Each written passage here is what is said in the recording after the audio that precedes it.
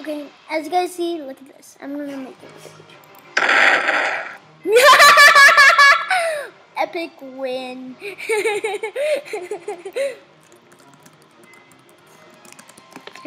And that just ran. That epically happened. I just helped him for some reason. Well, whatever. I like helping people, kind of. So let's keep doing. Two.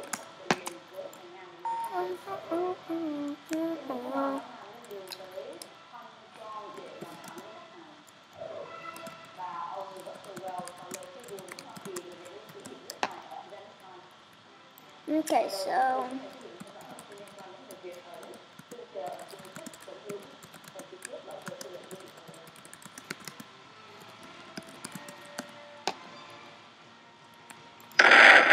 okay. Take it back 10 minutes. Up. Okay. Let's keep going, jump it. Stop.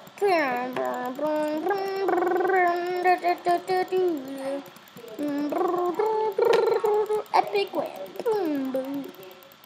This is awesome.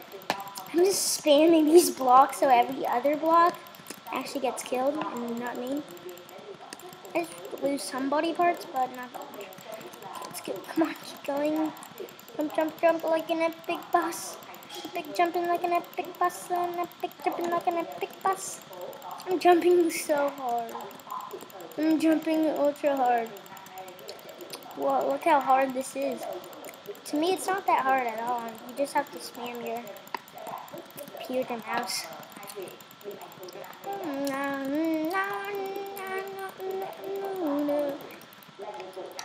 Boom! Look how close I was.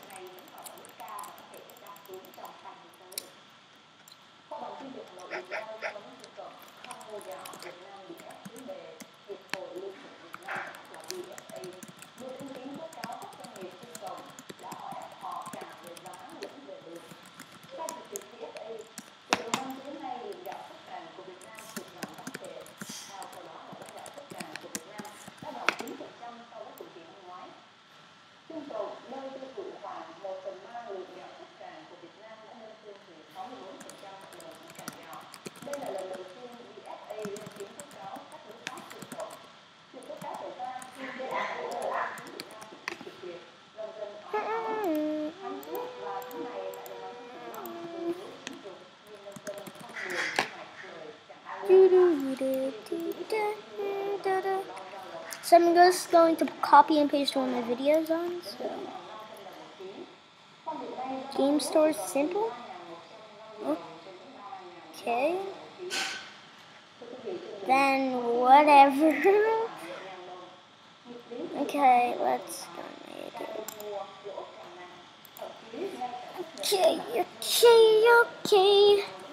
Okay. I'm just gonna link this video. Oh my gosh, guys, look at this. Shit. Okay, they're going to see my voice. Copy. Now let's mesh it into it. Now, so yeah.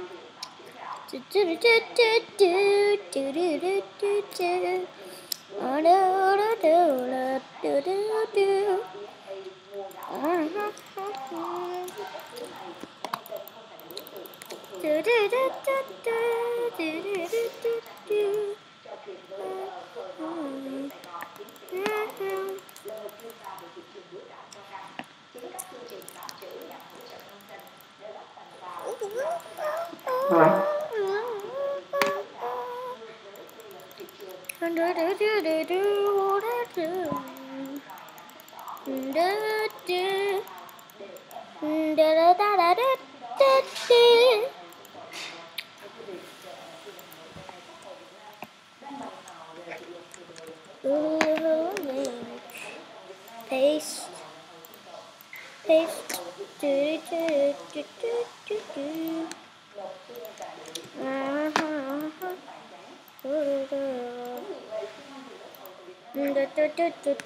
Any other guy?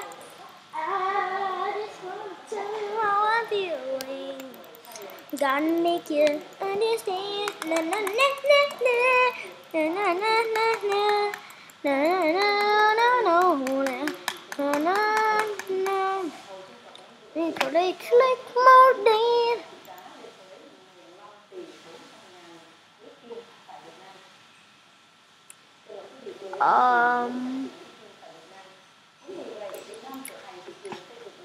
Okay, I can't do that.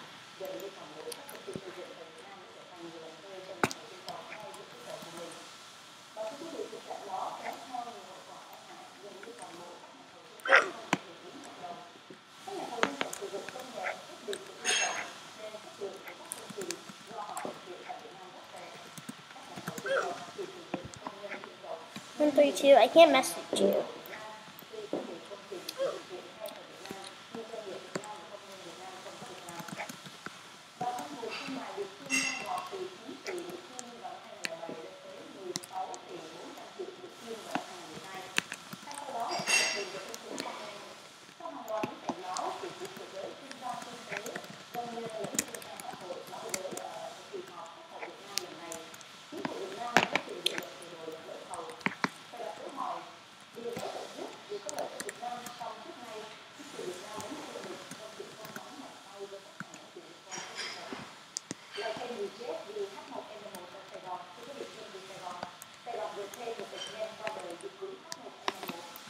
Do do do do do.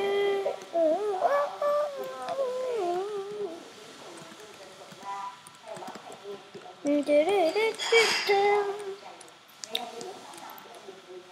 An epic one tonight.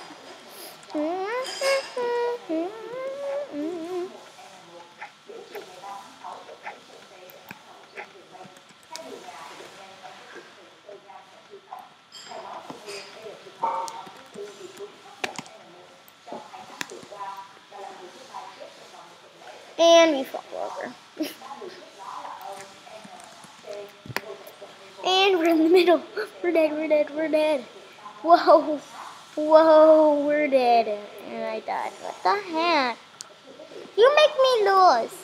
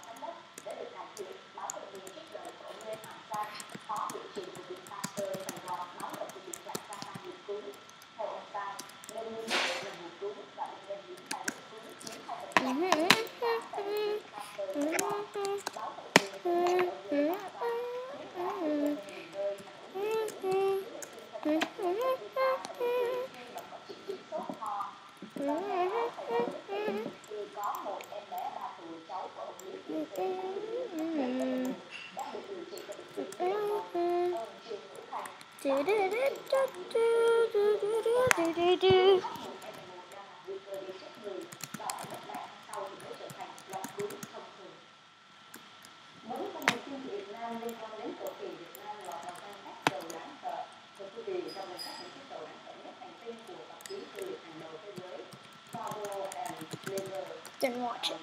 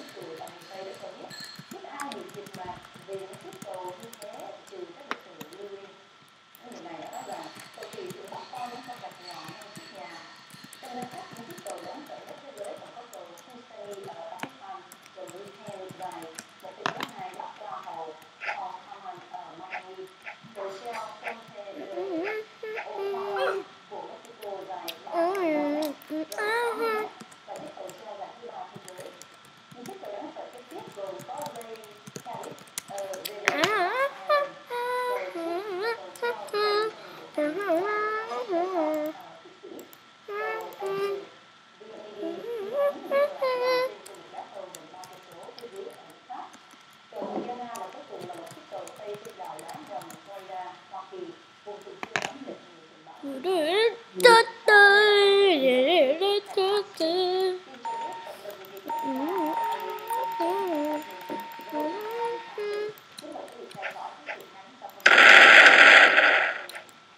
caught a bot, been bot.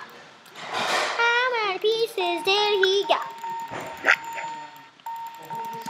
I've sneak pot, bit about a pot. Sneak pot, sneak pot.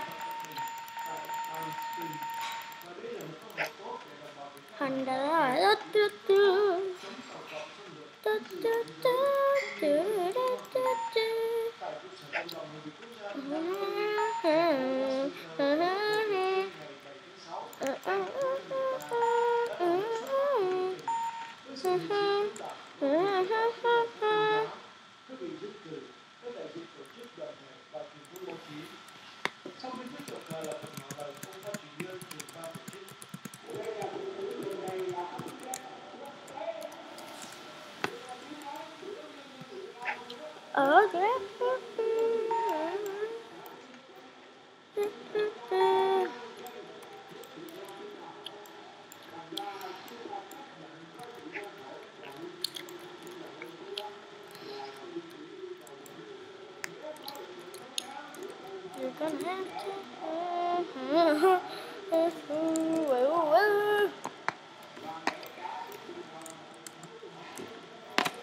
claw.